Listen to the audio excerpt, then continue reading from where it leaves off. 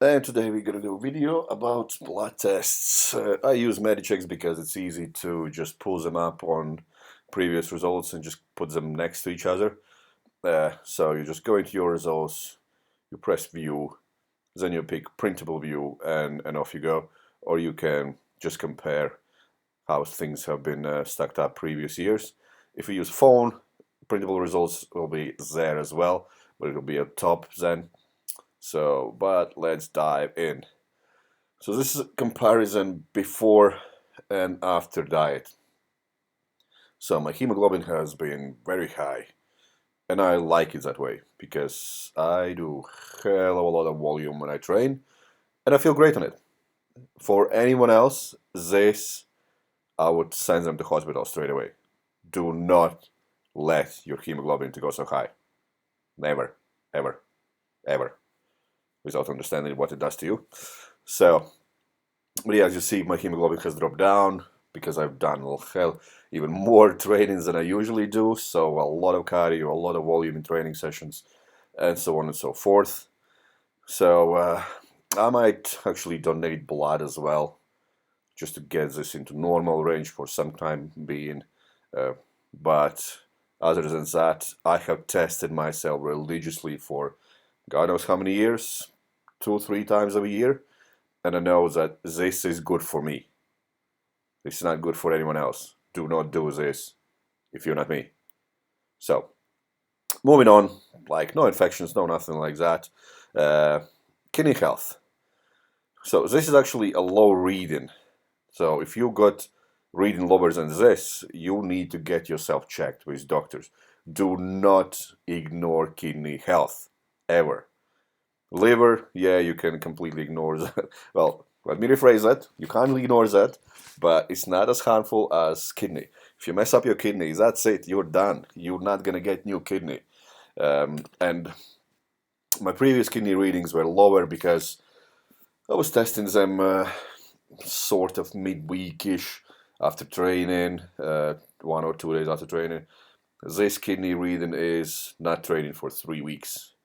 So as you see, I still got kidneys that's pretty much made from iron. And this is a bit surprising, urea being so low, uh, especially because I was eating 12,000 calories just day before this, so there was a lot of protein and whatnot. But I do stay really hydrated, uh, so everything was good. Liver health, it was a bit high liver enzymes before because I was just approaching prep, and obviously after prep, liver is taking a beating just from the amount of food I'm eating. I'm having on average 10 to 12,000 calories a day for 3 weeks straight. Your liver will take some beating. This is not good. This is maybe acceptable, but still not good. This is definitely not good. So I probably need to drop some calories, do some couple days of fasting, and let my liver just recover a bit, and predominantly cut back on sugars. So because at the moment to get up to 10, 12,000 calories, it's impossible to get it from so-called clean foods. Uh, but this is for someone my size, uh, scary-ish, but nothing that's not fixable within a week or two. So then moving down to proteins. So before mine, my readings were actually a bit worse than they are now, uh, but still these are kind of very close to normal range. And let's be honest, I'm not normal. And we moving up to next things that's more important is diabetes, HbA1c to be precise. And it's actually better now when I'm slumming over 1,000 grams of carbs a day than it was before. And bear in mind, I don't take any drugs that kind of affect that. I don't take insulins, I don't take metformins, I don't take anything, literally. So this is just me being the asshole I am, who just moves a lot and kind of physically active. Cholesterol, obviously, it was far better before because day before my blood tests, I had 12,000 calories, and they were not the best type of calories. I know I can fix this literally within a week. This range, as you see, is pretty much very close to normalish.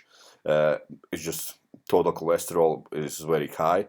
But let's be honest, when you have a couple pizzas and a couple burgers, your cholesterol levels will be out of whack straight away. So that wasn't me. This is not concerning me because I have seen this kind of stuff before, because I have tried and tested what works, what doesn't work, and when I should be doing blood tests and when I shouldn't be doing blood tests. Ideally, I would try to not train for 48 hours at least, drink a lot of water, eat low-fat diets, and just moderate intake of protein and carbs, and this would be straight away back to normal. So, but this was up to me because I just didn't want to sacrifice the time I have now to grow to do blood tests. So my primarily concern was checking my kidneys. Everything else, I know why it is showing the way it does, and it's not concerning me at all. So you see some red scores in iron. But this is very close to normal anyway. I am not concerned about this.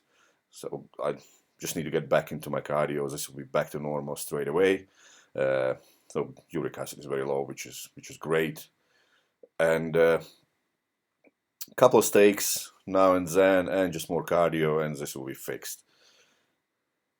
Moving on to this little beauty that I always call out everyone I work with. This is where I can see if you're eating your dark green veg or not. And if you're telling me your diet is great and these are completely out, I just know you're full of, and it's just not gonna work. If you can't be honest with me, there's no point of working together. So this is basically showing if you're consuming your fruit and veg, and if your vitamin content is sufficient for you to maintain health. So as you see, my folate is quite normal, quite highish normal.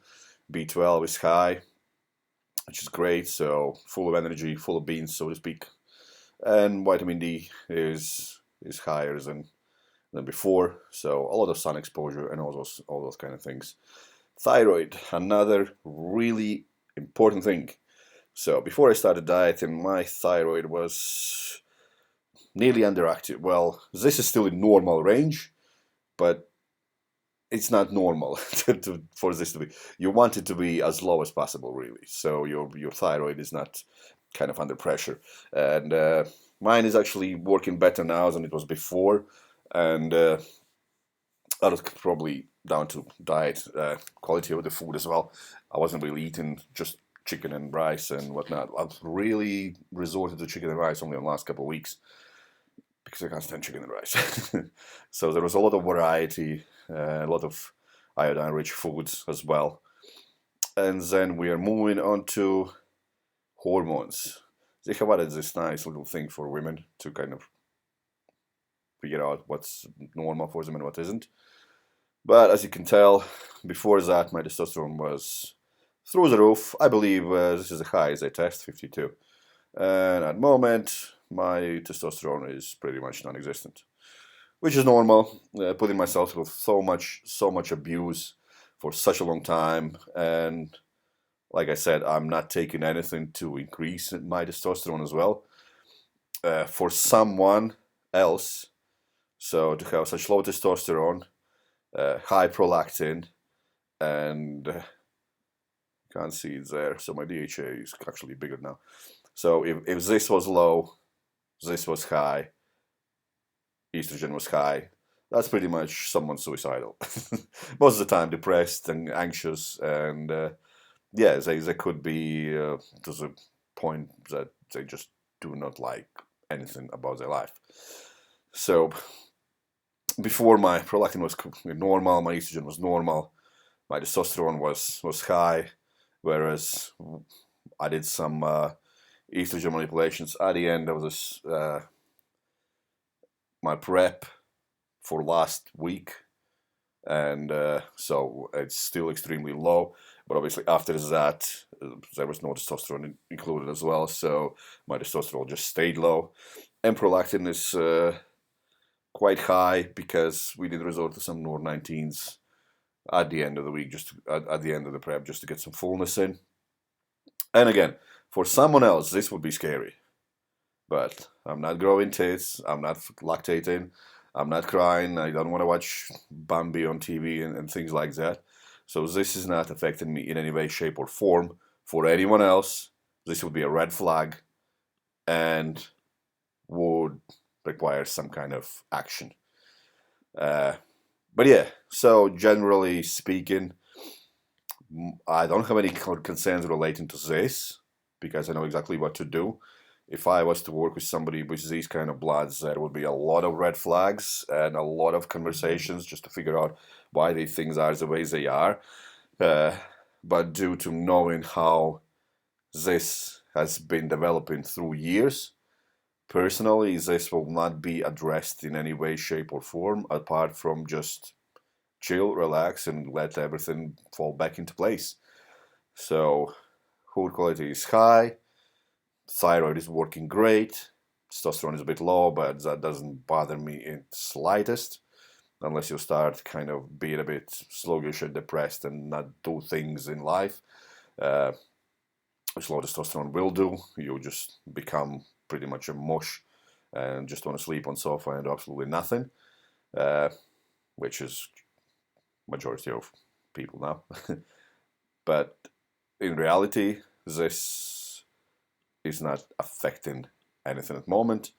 So as we're moving forward, none of this will be in need of kind of supplement intervention to get it fixed.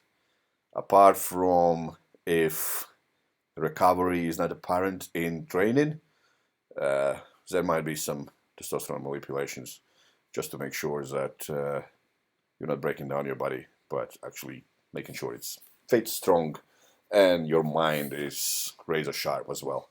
So hope this helps for someone else to kind of understand why blood tests are important to be done more than once in lifetime.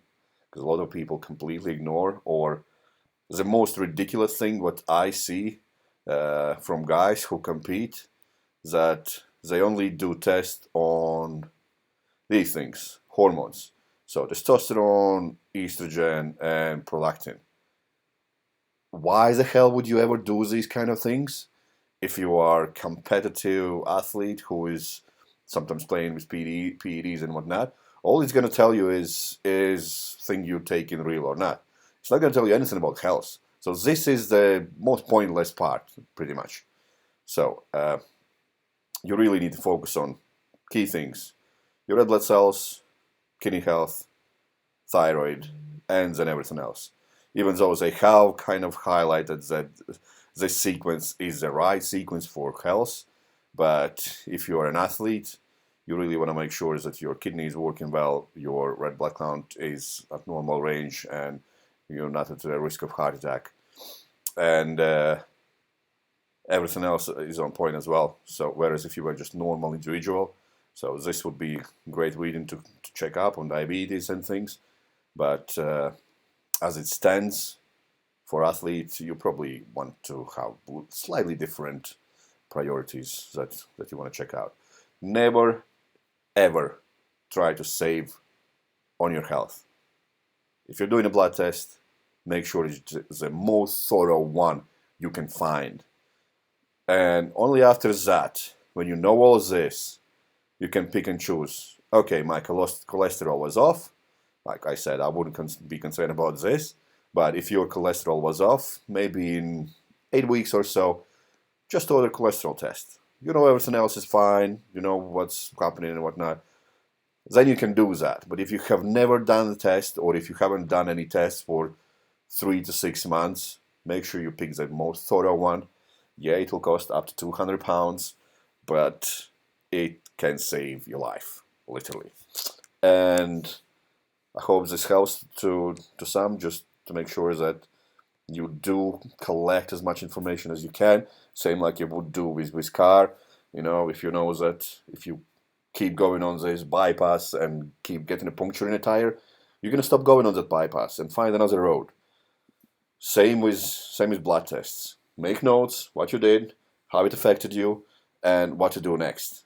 And the more notes you have, the more thorough you are with creating the feedback for yourself, the better choices you can make in future. And I'll leave you on that and speak to you soon.